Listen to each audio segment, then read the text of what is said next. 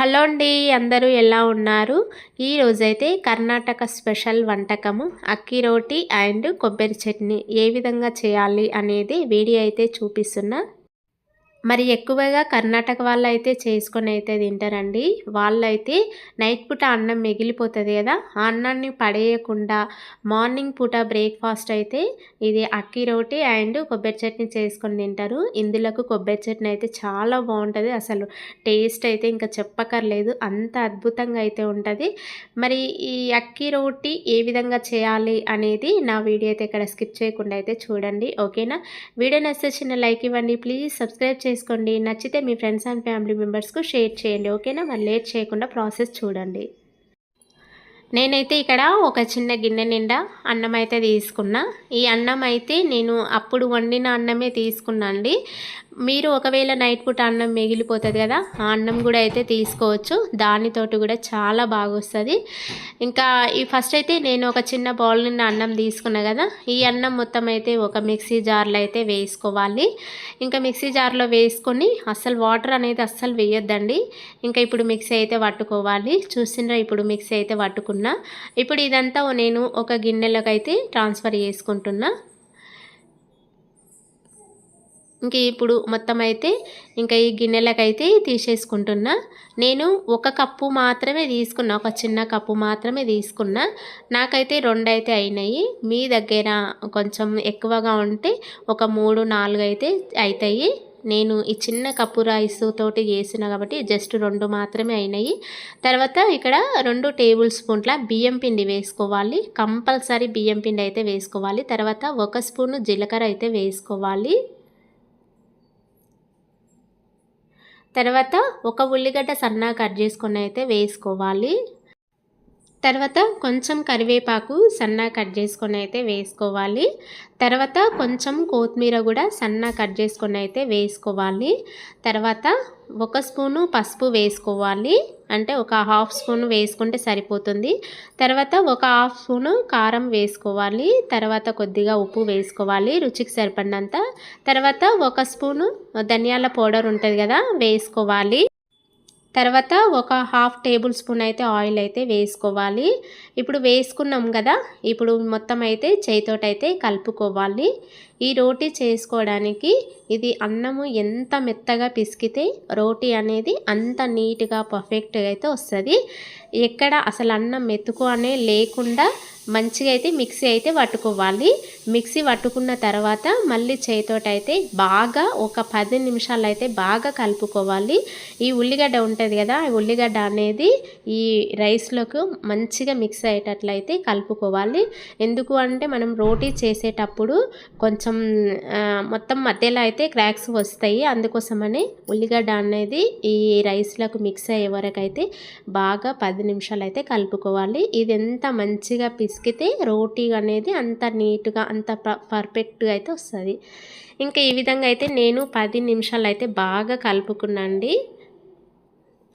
ఇప్పుడు ఇందులో ఉప్పు సరిపోయిందో లేదో ఇప్పుడే చూసుకోవాలి. ఉప్పు సరిపోకుంటే ఇంకొంచెం ఉప్పు వేసుకోవాలి. తర్వాత ఇక్కడ ఒక ప్లాస్టిక్ కవర్ అయితే తీసుకోవాలి. మనం భక్షాలు ఎట్లా వేసుకుంటామో ప్లాస్టిక్ కవర్ లాగా సేమ్ అట్లనే ఒక ప్లాస్టిక్ కవర్ తీసుకొని ఇంకా ప్లాస్టిక్ కవర్కు ఆయిల్ అయితే పెట్టుకోవాలి. పెట్టుకున్న తర్వాత కొంచెము పిండి ముద్ద అయితే తీసుకోవాలి, రైస్ ముద్ద తీసుకొని ఈ విధంగా 2 చేతులతో అయితే ఒత్తుకున్న తర్వాత ఈ విధంగా అయితే చేసుకోవాలి. ఫస్ట్ అయితే మెల్లగా చేసుకోవాలి, ఎక్కడ క్రాక్స్ రాకుండా ఈ విధంగా అయితే మెల్లగా అయితే చేసుకోవాలి. సైడ్లకు క్రాక్స్ లేకుండా నీట్గా అయితే ఈ విధంగా అయితే చేసుకోవాలి. సేమ్ మనం భక్షాలు ఎట్లయితే వేసుకుంటామో సేమ్ అట్లనే వేసుకోవాలండి. చూసినా చాలా నీట్గా అయితే వచ్చింది.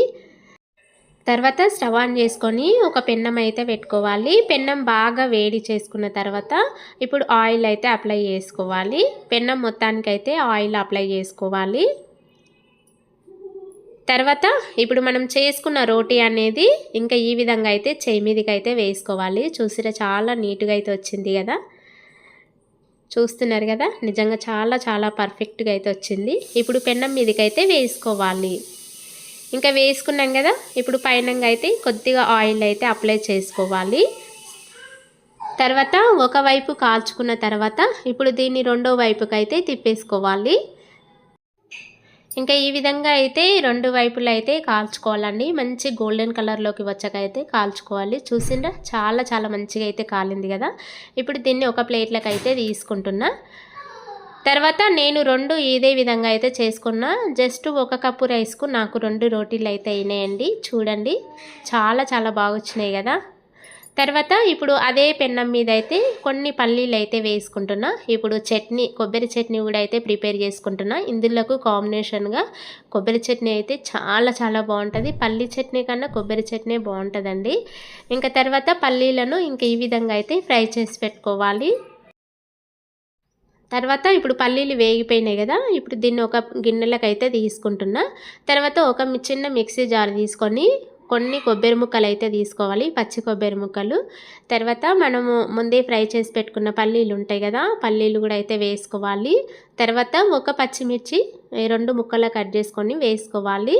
తర్వాత చిన్న అల్లం ముక్క వేసుకోవాలి. తర్వాత కొద్దిగా కొత్తిమీర కూడా అయితే వేసుకోవాలి. అల్లం ముక్కలు చిన్నదే, అది కూడా ఒక 2-3 పీసుల్లాగా చేసుకొని వేసుకోవాలి.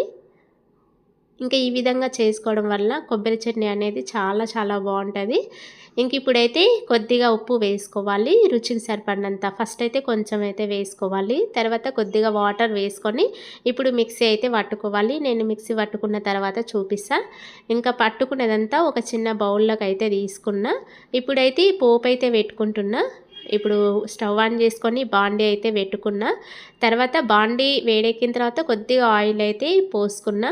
ఇప్పుడు ఆయిల్ వేడెక్కిన తర్వాత 1 టీ స్పూను జీలకర్ర వేసుకోవాలి, 1 టీ స్పూను ఆవాలు కూడా అయితే వేసుకోవాలి. తర్వాత ఇప్పుడు ఇందులో 1 టీ స్పూను శనగపప్పు వేసుకోవాలి.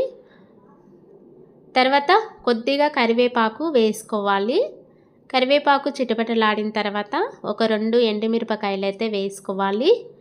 ఇంకా ఈ పోపు అంతా మంచిగా ఫ్రై అయిన తర్వాత కిందికైతే దింపేసుకోవాలి స్టవ్ బంద్ చేసుకొని. తర్వాత మనం మిక్సీ పట్టుకున్నది కొబ్బరి చట్నీ ఉంటుంది కదా, ఇప్పుడు కొబ్బరి చట్నీలోకి అయితే ఈ పోపు అనేది ట్రాన్స్ఫర్ చేసుకోవాలి. నేనైతే ఇక్కడ కొబ్బరి చట్నీ అనేది తక్కువ క్వాంటిటీలో అయితే చేసుకుంటున్నా. అంటే రోటీలు 2 అయినాయి కాబట్టి నేను చట్నీ కూడా అయితే కొంచెమే చేసుకుంటున్నా. రోటీకి సరిపడినంత చట్నీ అయితే చేసుకుంటున్నా. మొత్తానికైతే అక్కి రోటీ కొబ్బరి చట్నీ రెడీ అయిపోయిందండి. చూస్తుంటే ఎప్పుడెప్పుడు తినాలా అన్నట్లయితే అనిపిస్తుంది. టేస్ట్ అయితే ఇంకా చాలా చాలా బాగుంటుందండి. మీ ఇంట్లో నైట్ పూట అన్నం మిగిలిపోతే ఈ విధంగా అయితే చేసుకొని తినండి. అసలు అన్నం వేస్ట్ చేయకుండా ఈ విధంగా అక్కి రోటీ అయితే వేసుకోండి. నేను చెప్పడం కాదు, మీరు చేసుకొని తిన్నారనుకోండి, టేస్ట్ అయితే ఇంకా నెక్స్ట్ లెవెల్లో అయితే ఉంటుందండి. ఓకేనండి, ఈ వీడియో కనుక మీకు నచ్చినట్లయితే ప్లీజ్ ఒక లైక్ ఇవ్వండి. అదేవిధంగా నా ఛానల్ను సబ్స్క్రైబ్ చేసుకోండి. మీకు కనుక ఈ రెసిపీ నచ్చినట్లయితే మీ ఫ్రెండ్స్ అండ్ ఫ్యామిలీ మెంబర్స్కు షేర్ చేయండి. ఓకేనా, బాయ్ బాయ్. నెక్స్ట్ వీడియోలో కలుసుకుందాం.